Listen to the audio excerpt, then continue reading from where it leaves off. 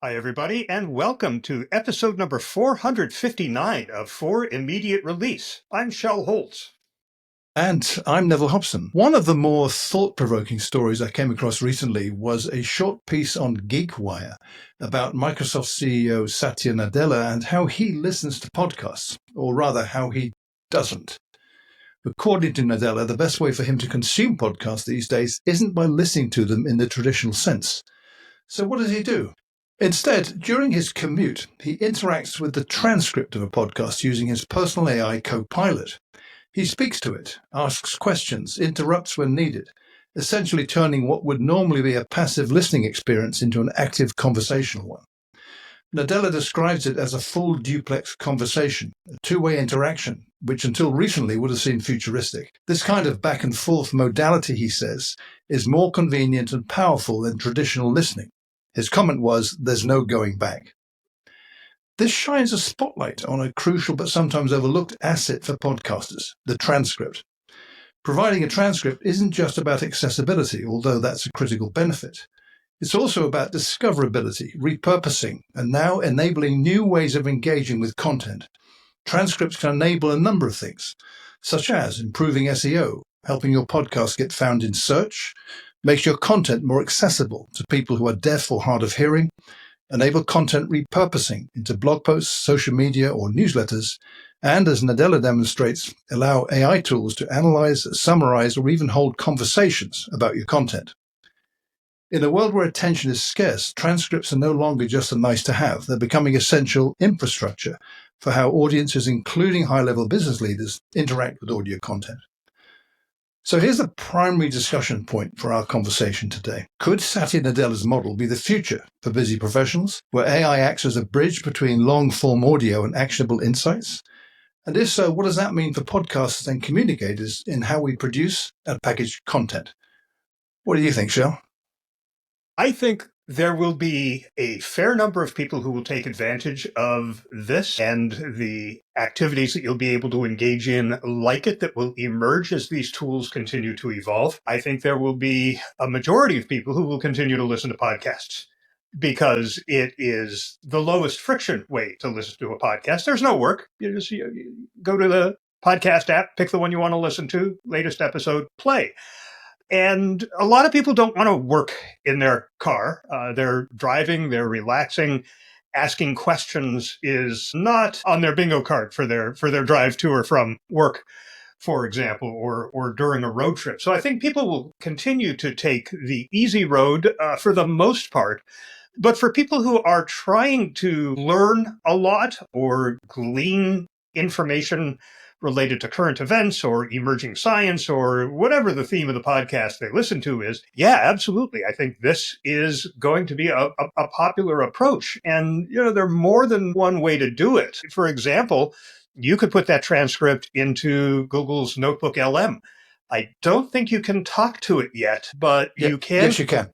Oh, can yes, you? you Okay, can. Great. That's there you go. Just been introduced, but it's different because there you're talking to the two AI hosts and you're then Right. having a conversation you can't script.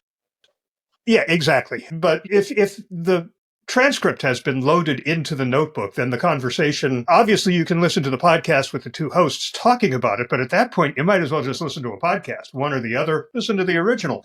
But the whole idea of Notebook LM, even before they introduced that podcast feature, was your ability to query the notebook based on everything that's in it. You could have 50 episodes of a podcast, or you could load the transcripts of the most recent episodes of 20 different podcasts on the same theme and just start querying it. And it'll give you answers to your questions is what makes it so powerful a tool. I think there's also, by the way, I'm using a tool now. This is not for podcasts, but along the same lines. It's called Drip, DRIPPP, 3 Ps.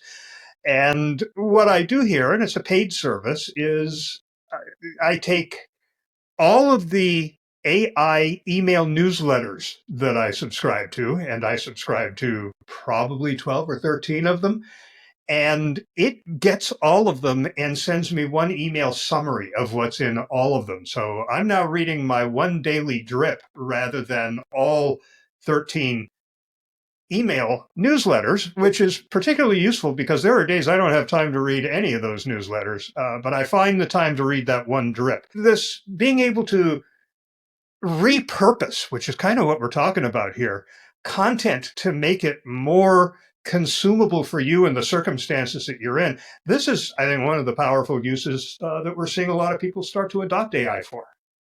Yeah, I mean, in this specific case of what Satya Nadella did with Copilot, it's not so much reading it out, it's the way in which it interacts. You interact with it. And literally, it's random. It has no foresight of what you're going to ask, but it finds the content you're looking for. So you could ask it, for instance, tell me a bit more about the topic that Shel and I talked about on XYZ topic, or at about the 18-minute mark. Can you quickly summarize the key points of what we discussed?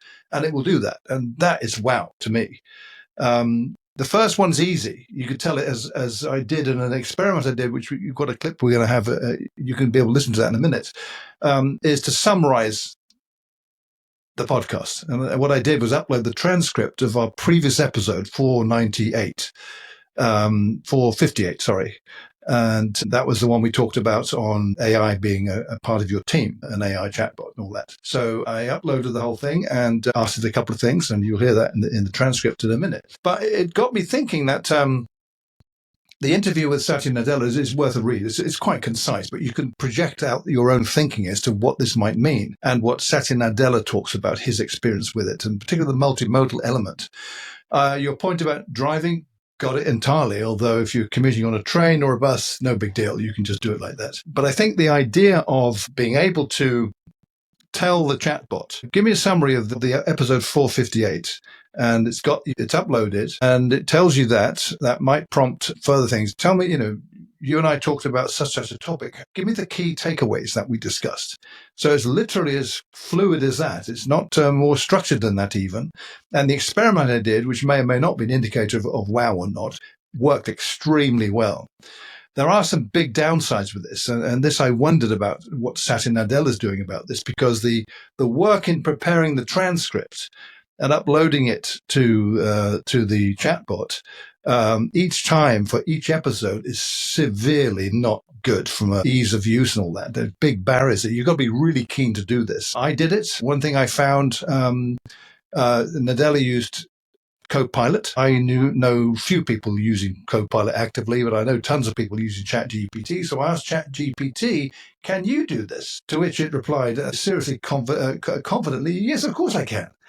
And it then actually asked me, what do you want to do? Upload the transcript and tell me how we can have a conversation about it. I said, well, that's exactly what I want to do. So I followed the advice in ChatGPT's page about this, which is to use the mobile app on my Android phone. But when I tried to upload the transcript, ChatGPT told me on the app, sorry, the app doesn't support file uploads for this use. You can upload files, but not for this use, using the audio engagement function. But I did discover that the web app, the PWA on Windows 11, does support that. And so I engaged with the chatbot via the PWA, the personal web app on Windows 11 on my desktop computer, not the mobile. But it was an interesting experiment in my engagement with ChatGPT that way, very conversational. And I was actually very impressed indeed with how it performed. So let's include the clips so people can listen to it, Shel, because it was well done. It's lightly edited to edit out some of the gaps in it to make for a better listening experience. And I've amplified the chatbot's audio a bit because I was doing this on my microphone on the desktop, and the sound was coming out of the desktop speakers, which I had to amplify a bit. But I think you'll get the idea here. When I asked it to summarize, then I asked it specific questions about one of the segments we discussed. So let's take a listen. Okay, ChatGPT, I'm back. Welcome back. How can I help with the transcript? Okay, so I've uploaded the transcript, which is from episode 458 of the 4 Immediate Release podcast, the last episode we recorded, Shel and I. What I'd like you to do to start with is, can you summarize our conversation in a way that gives me a good sense of what the whole discussion is about? Absolutely. Here's a summary of your discussion with Shel. In episode 458, you both explored how generative AI is reshaping managerial roles. Shel mentioned a Forbes article highlighting that today's managers are the last to oversee purely human teams. You both emphasized the shift from administrative tasks to strategic orchestration, with AI handling routine duties. New competencies like interpreting AI data, managing ethics, and fostering human-AI collaboration were discussed. You both agreed that internal communicators play a crucial role in demystifying AI and supporting this transition through education and change management. Shel highlighted the importance of real-world examples, while you questioned the media's portrayal of AI, emphasizing a need for practical discussions on integrating AI into daily workflows. Overall, you concluded that businesses must prepare for AI's impact, ensuring a balance between technological advancement and the human touch. That's very good. Thanks. You're welcome. If there's anything else you'd like to do with the transcript, just let me know. Yeah, I would like to hear you say, maybe you can tell me a little bit more about the part of our conversation where we discussed the need for training managers, but I mentioned that helping ensure employees are aware of what's coming with regard to AI being part of the team, for instance, how crucial that is. Can you tell me a bit more about what we actually talked about in that part? Absolutely. In that part of your conversation, you and Shel talked about the importance of preparing employees for AI integration in the workplace. Shel emphasized that internal communicators must educate and demystify AI for employees. You both agreed that setting realistic expectations is crucial to avoid misconceptions. You highlighted that while AI will automate routine tasks, employees need to understand how it will impact their roles and workflows. Shel suggested using success stories and clear content to bridge the gap. You pointed out that early communication is key to prevent confusion or resistance. Overall, you both stressed that a proactive approach to AI literacy among employees is essential for smooth adoption. Very good. Thank you. So what do you think of that, Shel? I mean, that's a simple instance. I honestly couldn't imagine me going through all the faff of uploading transcripts for each individual episode and then listening to it on my car and asking it questions. I just simply couldn't imagine that. But as you mentioned earlier on in our conversation, things like this are only going to get easier, I would imagine, don't you think?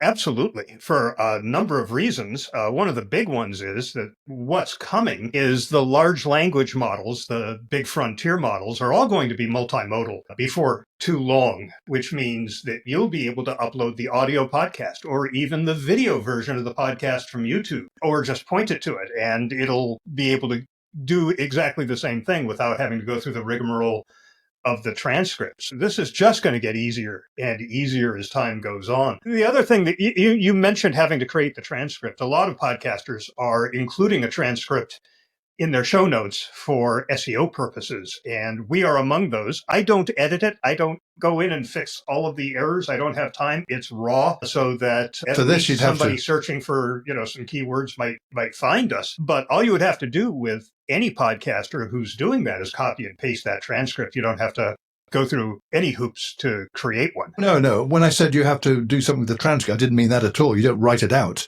But I've noticed this in the past on other experiments I've done. If you upload a raw verbatim transcript with lots of ums and ahs in and some things it didn't quite catch, and so it does it wrong, that will seriously impact the quality of what you get back. So for something like this, I would definitely edit lightly the output. And of course, on a 20-minute episode, such as we had, that would be an easy thing to do. But that doesn't scale. This isn't, in my view, this is not a prime time tool for everyone to think, wow, I can use this. This is if you're keen, if you've got the patience and the time to go through the prep. So you prep 10 episodes, let's say, or even your transcript. Let's say you've got the ideal audio environment in which you're recording, in which case the recording software will pick up everything about 99% correctly, like Riverside that we do, for instance. And that's got a method to smooth some of the stuff. Or you've got Descript. I mean, there are tools you can do this. The point, though, is there are still separate tools you've got to use to get this into the state before you can upload it and share it with the chatbot. That may well be a barrier too much for people. The idea is fabulous, I think. I love this idea, which is why I was so keen on trying it out myself. And I think it is going to be part of the landscape pretty soon, just without all the barriers, hopefully. Yeah, and the easier it gets, the more people will do it. But to your initial question, I don't think podcasters have anything to worry about. I think people by and large, are just going to continue listening to podcasts. After all, a lot of people listen to podcasts because they like the hosts, they like the segments, they like the vibe, and you won't get that out of summaries and the ability to query. But on the other hand, I listened to an episode of a podcast that was over 5 hours long. It was interviews with 3 people. I think they were from Anthropic, but it was a 5-hour podcast. Boy, would I have loved a summary and the ability to query that, because a lot of it was very over my head.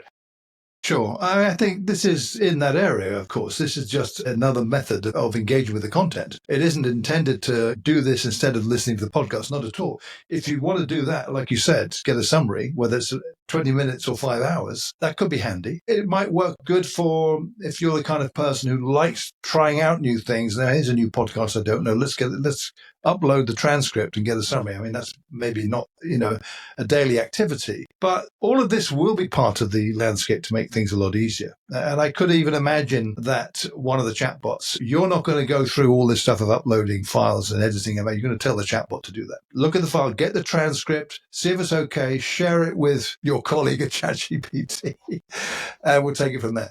But it's a neat idea. I'd be keen to know anyone listening, one of our listeners has done this with Copilot, or are you thinking about it? Who's using Copilot? ChatGPT were hurdles. I wonder how that would be with Copilot. I did ask ChatGPT to compare this feature with Copilots, which it did. And it came back and Copilot excelled in areas such as complete integration with all your typical software apps you've got on your PC. Whereas ChatGPT, this is not integrated in the same way. That's today. I suspect that'll change. So what we're talking about here is taking a passive medium and extending its utility to make it an interactive medium, which is amazing, frankly. And it'll be interesting to see what other kinds of media can be made interactive with the aid of artificial intelligence. And that'll be a 30 for this episode of For Immediate Release.